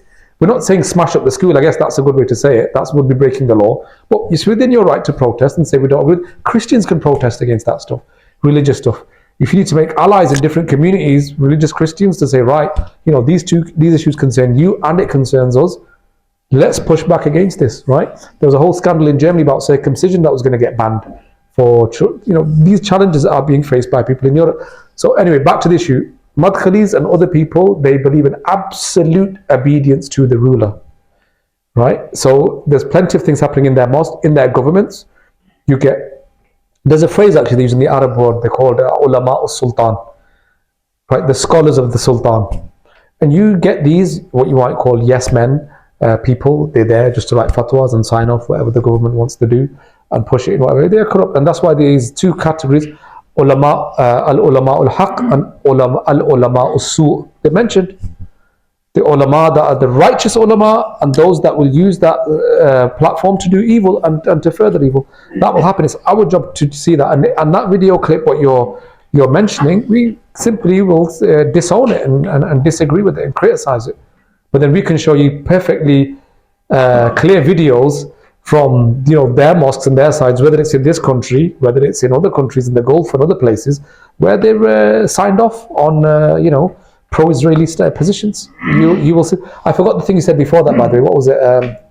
about the ulama ikram enjoying the issue of statement. When you mentioned about about Labour. Yeah, about not just Labour in general, any political party. Oh yeah, the point about Tony Blair you mentioned. When Tony Blair came to power, I mean, it was a bit like now the Conservatives were going to lose no matter what, and anybody would have won. But he was a charismatic person. He was very, very good at media, and he mastered, when he was in power, the idea of spin and the media with Alistair Campbell and so on, right? But if you look at the first election victory he had, and by the time the last election, he won 3 elections, then he resigned because he knew, if you look at the graph, the numbers were going down. He lost, I don't know how much, was it 7 million votes or something crazy like this? It was a huge amount of votes from the time that he came and the time that he lost. So when we look at election, the problem that we have is we look at elections, we just look at a result like Jeremy Corbyn lost, but he stayed on as leader of the opposition. He lost within a few votes, 1,000, and then he lost worse the second time on. But Tony Blair was losing votes. So those actions that he was doing did have consequences. I mean, he still won the election. What was the alternative, by the way? Conservatives, they also supported the Iraq War. There wasn't an alternative. People were trying to vote tactically, like they made a mistake, they voted for Tony Blair, now let's vote for somebody. Lib Dem or somebody else who... Just coming back to your response, a response that will sit kindly with people here that Muslims shouldn't really be fighting and invading. But at all the hustings, I've heard you proudly say your son's in the cadets. And I've also heard you say your nephew died fighting Afghanistan. No problem. So, well, I don't know if you know what the cadets are. So the cadets is not part of the army. The cadets is a CCF. So schools, they either give you like Duke of Edinburgh or cadets. So I'm happy for that because that's training. In Islam, it's important to have that kind of training. The person who died, he's my mom's relative. I'm not accountable for the actions of other people. I was only stating a fact because Nigel Farage, he said the people that came from the Windrush, they are people who fought in the wars and they know about cricket. And the people who come from the Muslim world, they don't have anyone who's fought in the wars and they don't know anything about cricket.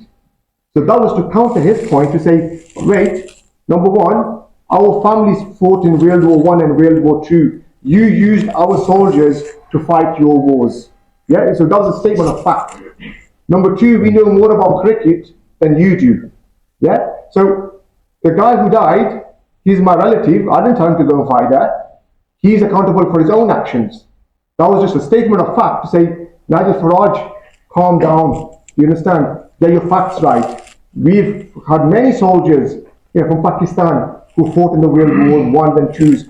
People who know me, your brothers know me very well as well. They know my position. They know my integrity. They know where my loyalty lies. Yeah? My loyalty is Islam and the beloved Prophet ﷺ. Yeah? And my son, who's doing the cadets, alhamdulillah, that's fine.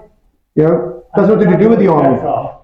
And when Martin and Lord wanted to join, I think this is a stepping stone into the British Army. No. Not necessarily. No, brother, you're wrong. I'm sorry. Let me correct you on this, brother. Brother, 1 second. No, I want you to correct you on this, please. No, it's not. That you're proud to say. Brother, please don't put words into my mouth, please. Okay, please listen. Don't put words into my mouth. I'll respond as well. He goes to a private school, and the cadet service is part of that school. Do you understand? I also went to a private school. Yeah. So I went to a private school. And this is not a stepping stone to anything. He's going to become a dentist. You understand? So please get your facts right. Yeah. And don't. My daughter went to a private No. Your facts are not right. You said this guy is a proud. This guy's a proud. Stepping stone. One second. Let me just say something, brother. Right. I think one of the things that we have to be mindful of when we're speaking about this topic is this country, when they say that you either are not welcome here, there was no service to this place, we have to tackle that topic on a number of levels. The amount that Muslims contributed to the economy when it was battered after the 2 world wars here, rebuilt the economy. I teach a course, one of the courses I teach at university is called Muslims in Britain. And in that, I really try to, advocate the contributions of Muslims to this country from when they first arrived till today. And that's happened on many, many levels.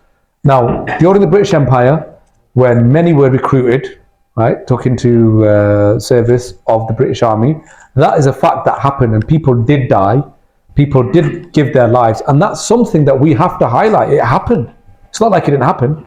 It happened, and we have to talk about it and say, right, I've got a friend who actually did a project on this. It was called can't remember what it's called now, but he had a really nice catchy title. He did a project, he did some exhibitions and talking about, and he had many members of his family. That doesn't mean that they were loyal to Islam. Of course they were. That was the nature, that was the ruling power, that was the of the time, and people served in the British Army. Many people died. We should make that fact known when they say, what have you given to this country? For example, what have we given? Many people died in this country, right? For example, in the British Army. And that also about his nephew is a statement of fact. He is fighting an election at the moment. In an election, people want to hear the message is not only into this hall, this message is going to all of Stoke, and especially the constituency here, I think it's Stoke Central, and he has to tell those people that are not only people in this room about those people that did die or had to sacrifice their lives because of what they've done. That doesn't mean he's agreeing with. I mean, it's got videos clearly against the Iraq War and in support of Palestine. It's a matter of fact, and I think that has to be acknowledged that when something has happened as a matter of fact. 1 second, bro. And bro, also, look, I do my charity, I do my raising of the awareness. I even went to Palestine in January in the line of fire. You understand? Because we are feeling this pain. We're all suffering. We're all feeling this pain. So I'm trying to do everything I can to support my brothers and sisters there. Just 3 points. The first point about the Islamic Center and this particular masjid, and this, some people talk about hikmah and wisdom. I think what needs to be understood is that, particularly with city central masjid, there are certain red lines that have been crossed. For example, I mean, you may not be aware of this, but some years ago, Ruth Smith, who is now the Shadow Minister for Defence, the Israeli government, I think, and a very well-known Zionist, was actually invited to the masjid, and she spoke at the member on Jummah. Now, in those situations where the majority of the Muslim community, the elders who had the capability of voice, if that was something that was permitted and nothing was done, and now to actually say, listen, we need to have hikmah, we need to have wisdom, is a call for passive actions, is a call for No, I wouldn't say that. I wouldn't say, because the wisdom as an instruction is mentioned in the Quran, it can take many forms, right? That deals with things with wisdom. Yeah, we've got to deal with it. It does not mean that you don't do anything. So that might give you the idea. What I mean is plan and strategize. Yeah, that's wrong. I mean, when you told me this, I mean, I know about the person, not the event. I know about the person, and again, these individuals have directly contributed for the killing of Muslims in that land, and those people have had spaces on these members. It's just horrible to think about it, right? So I think that those brothers who are calling for hikmah just need to understand that hikmah doesn't mean inaction. No. It says in the Quran, do it bil mu'til hikmah. And again, it has to be done in a civilized way. I'm not saying I'm not calling to war here, but I'll just give you an example. Even the biggest thing which action is taken is someone when they call to war. The most successful wars have been won by the wisest people. All it is saying is, what is the best course of action? Is to strategize, be wise, and have effective action. That's all I'm saying. It's very easy. Like the brother was getting very hot-headed in there, and he didn't want to hear any of the context. He didn't have the patience or whatever. But you've got to have different heads around the table, strategize, think. Plenty of intelligent people here, and think, right, this has really gone beyond the... We all agree that the problem is bad. The issue you have is when you say that the problem isn't bad. That's what the impression is somehow given of my talk, that I'm saying that there's no problem. No, I'm saying the problem is bad. I didn't know about this thing happened 1 or 2 days ago, by the way. Just learning about it now. The problem we all agree on is bad. We identify it. It's about how do we then deal with it, right? What the issue is when you've got people disagreeing about the problem. That it's fine to have Zionists, and so that's what I'm not saying. It's fine to have a disagreement, let them do what they want. We all know that it's an evil. How do you root out that evil? And if it's been happening, what do we do about it? Because something has to be done about it. I'm not saying it isn't, right? I mean, I'm not saying there's a quick solution to this thing, right? But obviously, one of those things I'm mentioning is getting young people involved, all of you people here involved more, coming to the masjid, taking ownership of it. Yeah. Can I just make a recommendation? It's getting very close tomorrow. Yeah, we're going to... When we go and pray, are you okay to stay behind? There's going to be lots of questions. If brother's happy as the host, yeah. So if you do dua now, and let's go pray, and then then we can have a chat in masjid, inshallah. آمين. ربنا آتنا في الدنيا حسنة وفي الآخرة حسنة وقنا عذاب النار. या अल्लाह ताला हमारे यहाँ पर जमा होना, इकट्ठा होना, इसको अपने बारगाह में कबूल और मंजूर फरमा। नेक नियत और इखलास के साथ या अल्लाह ताला इस्लाम के लिए खालिसतन काम करने की तौफीक अता फरमा, अच्छे अमल करने की तौफीक अता फरमा, बुरे कामों से बचने की तौफीक अता फरमा, कुरान और सुन्नत पर चलने की तौफीक अता फरमा, हुजूर की सुन्नत पर चलने की तौफीक अता फरमा, हुजूर की पक्की सच्ची मोहब्बत अता फरमा, सही काम करने की तौफीक अता फरमा। या अल्लाह ताला जो जो हमारे मुसलमान भाई नेक नीति के साथ इस्लाम की गर्ज से और मुसलमान की मदद की गर्ज से या अल्लाह ताला आगे इस मुल्क के अंदर काम करना चाहते हैं, कोई भी किसी तरीके का काम करना चाहते हैं, उनकी मदद फरमा। और जो लोग इस्लाम के दुश्मन और इस्लाम के खिलाफ काम करते हैं या अल्लाह ताला उनसे हमें नजात अता फरमा। व सल्लल्लाहु तआला अला खैर खल्क़िही मुहम्मदिन व अला आलिहि। It's so good. And the coach, I like to see something big.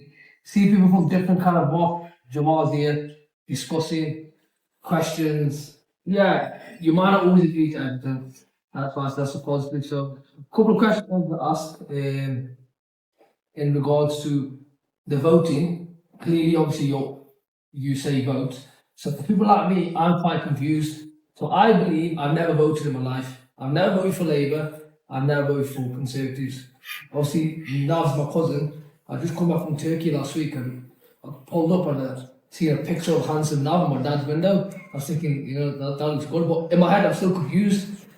As a Muslim, there's a system in this country which I believe is a good for system. Simple as that. Secular and all this stuff. So for me now, I want you to help me, myself, give me the answers to say, who should I vote for? You've discussed it vaguely about being strategic and this type of thing. So Nav is saying all the right things. For what he said so far, following him, everything he's saying is articulate. It's the right things. He's standing up for the right stuff. But I'm confused on what I need to do. That's number one. And my second point is obviously we talked about Zionism and the situation in Gaza, which is very bad. This has started obviously many years ago, but from October the 8th, this has still been going on. So this is the army in that place, killing many, many people. They don't have any support. They don't have, if an army is attacking someone, what's there to defend? They need an army to defend them. So you haven't really spoke much about, so I want to see your opinion in regards to, forget here for now, we have Muslim countries, Pakistan, big armies, etc., etc. So what's your opinion on the liberation of the Muslim armies to help that situation? Because the whole topic is Zionism, and obviously we've got Zionist supporters there as well. So they might have a couple of points if you can help me, please. Just before you start, right? The scholars started on the voting. I didn't call them for that. I said, come and talk about Zionism, but obviously, because they're hamdard for me, so they started to talk about the voting kind of aspect. We wanted to expose what's going on with the masjid. That was our main topic. I only thought a little about that now actually, because we were thinking about this talk a week ago, and then I was going to talk generally my ideas about Palestine and about voting and so on, what we can do. Let's say the first one about voting, There have been elections in this country where I've not voted. I'm not saying you vote every election and say that, this guy's 2% less worse than the other one. So vote for the one that's 2% less worse. I don't really say that. If you think you can have a meaningful difference in a particular election or a particular seat, then go for it. In this one, I believe you can't. You take it on case by case basis. This one is you've got somebody here. He said he's saying all the right things, the things that I believe and I stand for. I'll give you another example. You've got America right now, right? Between Trump and Biden, there are a lot of people who are not going to vote at all. People say don't vote for Biden, and some are saying but Trump is going to be worse. He could be worse, but he's got blood on his hands. He's actually done it. People are guilty of the crime that they do, not before they've done it. I mean, Trump did plenty of bad things. Well, we're not saying they did. A lot of people aren't going to vote, even though Trump possibly might be worse. And he's been saying that he called Biden a horrible Palestinian in one of the debates or something. Probably going to be worse. But don't vote, and that's probably going to, you shouldn't be voting with the new presidency. So I'm not saying always vote no matter what. If you think you can make a difference in a particular general election or a particular seat, you can. You got someone like him here. I'm only saying it from the way that I don't know what I've read from the way that you're saying, is that it would be a big shame if you let a Zionist, look, we're getting angry about the ones in the masjids. It's all networked together. You've got to break those lines. You've got to break those connections. It'll be very shameful and upsetting if the Zionist here wins because the Muslims did.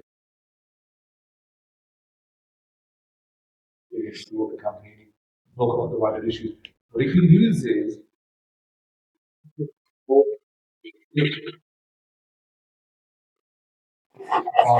big voice. Right? You never know what she's on what she's on, for example, a foreign affairs select committee. I don't know if you see those foreign affairs select committees, right? They give the prime minister even a proper grade. Just imagine in your head that you sat there and you got the prime minister here now.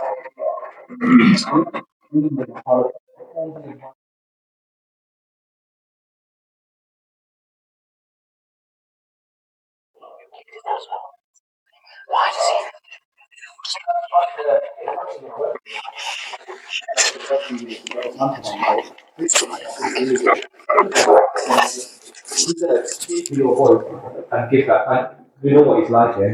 You say it straight, yeah. Like a lot of you guys in there, mashallah, because it runs in store. So he'll just come out with it and he'll hit him hard. That's what there's also a different stuff you can say. Through people like others who are trying you should think that there's a Palestinian woman running against the deputy. Against West Street. Imagine she's 22 years old, something, 23, something like that. 24. 24 years old, hijabi Palestinian. Imagine she takes out West Street, and that'll be a massive victory. You can't, that is a big deal. That's a big shame on the person that's going to lose. And it'll be shameful for the Zionists if he wins this election to show that, we all came out and you have lost the two big parties with all their funding resources and all the backing of the main parties, that he could make that difference. I would love that. I mean, people are probably misunderstanding that, but my whole talk is about activism, getting out there and doing something about it, and not being passive, and not being inactive, but the opposite. Our deen instructs us to be active believers. There's a hadith of the Prophet al-mu'minul qawiyyun khayrun min al-mu'min al-da'if. The strong believer is better than the weak believer. We're supposed to be strong believers and have that passion, have that love, have that strength to push our case forward in whatever environment we can. Secondly, you're saying about voting. I'm sorry, just one quick thing on that one. We do live in this country. It's a matter of fact that we have chosen to live here. So when we talk about voting or being involved in public life or trying to make a difference, if you live here, you want to make it better for yourself. I think it's a very logical thing to do. If we don't want to do that and we think it's the whole system that's it, finished, we have to really think to ourselves, me included, what are we doing here? Do we want to stay in a place which we say that we don't want to participate in any way whatsoever because the whole system is rotten? I mean, it is rotten, I'm not saying it isn't. And many politicians in Parliament, the good ones, the few you have, do say it's a rotten system, and they fight on the basis of trying to undo that. I mean, you've got in America, like Bernie Sanders saying, take the money out of politics, it's a rotten system. But even that rottenness, because we live here, we've got to try to tackle it in whatever way we can. And maybe people like him come forward, maybe more people get good. We're talking about what is the role of the mosque, what is the role of young people, educate them more, getting them more active, and see what can happen. About Gaza, brilliant question, and you're absolutely right. Whatever food you're going to throw at them and charity work you're going to do, Allah give everybody the reward for it. What they need now is not charity. Charity is not what is going to solve their situation. Food packs isn't going to solve their situation. It's not even getting in the food. But even if they got it, this problem has been going on for 100 years. Charity is not going to solve it. The Muslim country, the reason why this is happening is not because of the Israelis. Not even because, I said in my speech that the American and UK are responsible, 100% responsible. But that is also not the reason why it's happening. The reason why it's happening is because our own Muslim countries are not defending them. If they were defending them, this would not be happening today. Egypt and Jordan have got a peace treaty with them. Jordan's got the longest border with that country. Egypt's got a border with that country. As soon as they say, right, no more security cooperation, the barriers are going up, the people are going to get flooded in here, that's it, so. And that's why America pays billions to Jordan and to Egypt. I was at the airplane with the American diplomat from Jordan, said that the three most important countries for us is Israel, Jordan, and Egypt. And Jordan and Egypt because they protect Israel. There's no other interest they've got in Egypt and Jordan. Why do they give them? Jordan gets about 1.6 billion. Egypt gets a bit more, 2 point something, and then Israel gets the most. That's why they pay. They're paying them to support it. So it's an uphill battle here. It's a big struggle. They've sealed off the borders. We know that Gaza is a prison camp because they've got their borders sealed from all sides basically. But part of that border is sealed from the Egyptian side. They've been sealed from that side as well. But this side is sealed as well. And to get treatment in Egypt, you might have seen these advertisements going on. £10,000 it costs for someone in Palestine to get treatment done in Egypt. £10,000 to get them out. The Egyptians are going to take £10,000, they will treat them. So That's what you're up against. And this could be solved very quickly. These people got their act into order. Even if they didn't go to war, use your economic resources. These Gulf countries, most of their money is invested in America. They don't want to mess about and gamble with their money. Take your money out. Who are all the people investing in these big, massive projects and structures in the Gulf? It's American companies everywhere. They're the ones who are getting paid. Consultancy get paid, getting loads of money just because they've got a British passport or an American passport. They'll pay loads of money. It doesn't have to even be done through warfare. Economically, it can be solved. That's the biggest weapon is money nowadays. You say, right, these investments or this oil that we're supplying you, biggest providers of oil, all the oils come from there. They have to use oil as a weapon. They're starving the people using food as a weapon of war, starvation. You can't even threaten oil. Has any of them removed their ambassadors from any of these countries? No. They come on the UN stage. It's not hard to say, right, you know what, we're recalling our ambassador. Not one ambassador's been recalled. Am I right? I don't think any ambassador's been recalled from any of these countries. And they just go on the stage and they please their people by saying this. So very horrible. Dua is the best thing we can do. Raise awareness, continue. If you know people from those countries, raise awareness. They can't speak. They're scared to get imprisoned. That if we say something, we're going to get, even on social media, they're going after people for saying stuff. So I agree with you that it's like charity is not the same. You just shout, we can't do nothing as well. That's, we do have to help, protest, shout about it. Everyone's saying write to your MPs to do all these things. But we know where this is going. Someone was saying set a lobby group up with money for politicians because they don't do money. We need to collect money because as much as you try to argue, lobby, we're the second. We're the largest minority in this country, and the second religion of this country is Islam and Muslim. But our impact on political affairs and foreign policy is very, very little. And how many have they got? Very, very few. In Israel, if you see the population, it's about 6-7 million there. There's a number of them in New York, which have got diverse opinions, but they're a lot more effective for their cause. And not all of those are, pro-war or whatever, but there's a few of them, and they're very, very effective. There's loads of us that are completely ineffective. Big challenges.